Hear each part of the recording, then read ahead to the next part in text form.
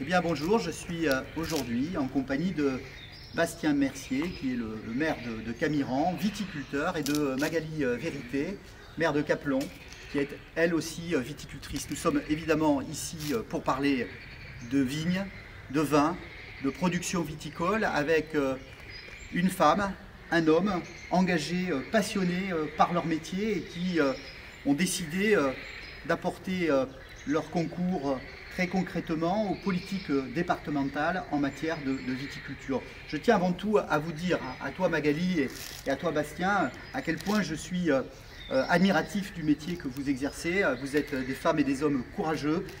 La viticulture a fait beaucoup d'efforts ces dernières années pour intégrer des normes, pour faire en sorte que ces métiers, vos métiers progressent. Ils ont progressé en technicité. J'étais la semaine dernière chez un pépiniériste viticole. J'ai pu voir aussi à quel point l'hybridation pouvait, sur certains points, apporter des solutions très concrètes au réchauffement climatique, à la limitation des intrants. Et donc, je voulais, Bastien, te renouveler mon soutien et te dire que nous aurons besoin de vos compétences au conseil départemental pour pouvoir aborder ces questions sans idéologie. Parce que, bien évidemment, nous sommes soumis et nous serons soumis à une alliance contre nature, en tout cas une alliance idéologique dogmatique entre Europe Écologie Les Verts et le Parti Socialiste. Une anecdote que je partage avec vous aujourd'hui.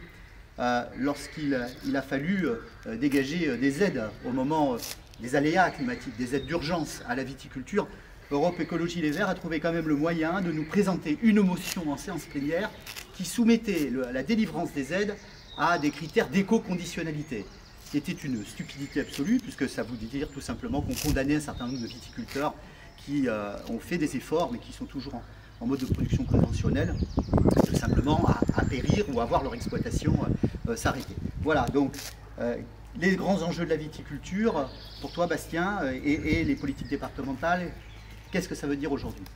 C'est surtout que je vois le département qui peut avoir un angle d'action très important sur la communication de ce que nous savons faire dans ce département, une véritable campagne de publicité de notre département, mettre en avant les métiers de l'artisanat, l'agriculture en général, le bien-être de notre Gironde.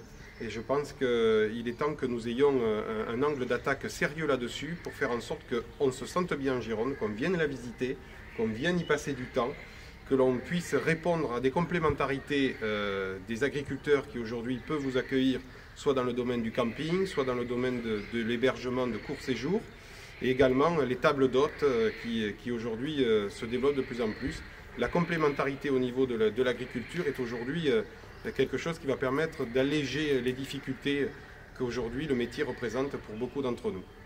Tu as raison, parce que là aussi, dans le cadre d'une Gironde réconciliée, il ne faut pas opposer les métiers de la viticulture au tourisme. On voit qu'un certain nombre d'initiatives permettent aujourd'hui de valoriser le département, ce beau département de Gironde, qui est si divers d'ailleurs, entre sa façade maritime, la sylviculture dans le sud du département, et puis les vignes, évidemment, qui sont une composante essentielle. Magali, la viticulture, les enjeux au quotidien dans vos exploitations? Oui, écoutez, c'est vrai qu'au niveau de la viticulture, en ce moment, on vit une période vraiment difficile avec l'année dernière qui s'est déroulée. On a besoin de soutien. On a encore eu un aléa climatique cette année sur une grande partie de nos surfaces. Donc les viticulteurs se retrouvent dans des situations très difficiles. Donc ils sont en train effectivement de réfléchir à une diversification, hein, on les accompagne, mais il faut aussi peut-être au niveau départemental apporter un soutien sur ces diversifications, faciliter l'accès en eau, faciliter l'accès des touristes, parce qu'on voit bien maintenant les Français sont friands de nos campagnes, de nos paysages. Et il faut quand même, comme tu disais Bastien, plébisciter notre département, qui sachent qu'il y a de quoi visiter, aller dans des châteaux, aider les propriétés à recevoir le public, hein, parce qu'évidemment on a besoin d'accès, de mise aux normes, etc.